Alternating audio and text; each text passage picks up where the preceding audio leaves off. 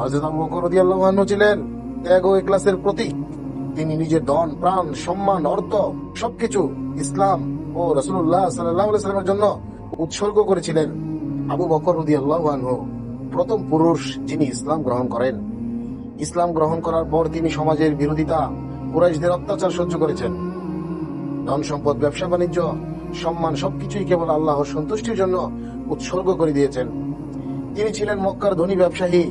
ইসলাম গ্রহণের পর তার ধন সম্পদ মুসলমানদের কল্যাণে ব্যয় করেছেন। হযরত বিলাল রাদিয়াল্লাহু আনহুর মতো বহু নির্যাতিত দাসকে মুক্ত করেছেন। তাবুক যুদ্ধের সময় সমগ্র সম্পদ আল্লাহর পথে দান করেন। তখন নবীজি সাল্লাল্লাহু আলাইহি সাল্লাম জিজ্ঞাসা করেছিলেন, হে আবু বকর, তুমি তোমার পরিবারের জন্য কি রেখে এসেছো?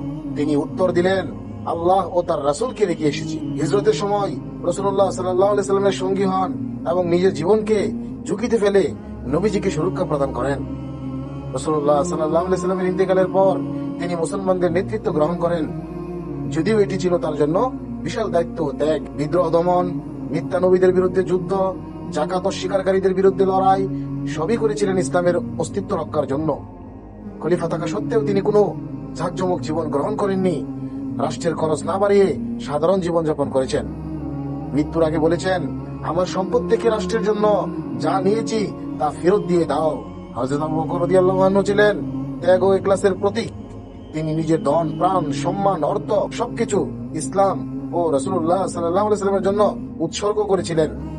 ওনার ত্যাগ মুসলমানদের জন্য চিরন্তন শিক্ষা ও প্রেরণার উৎস।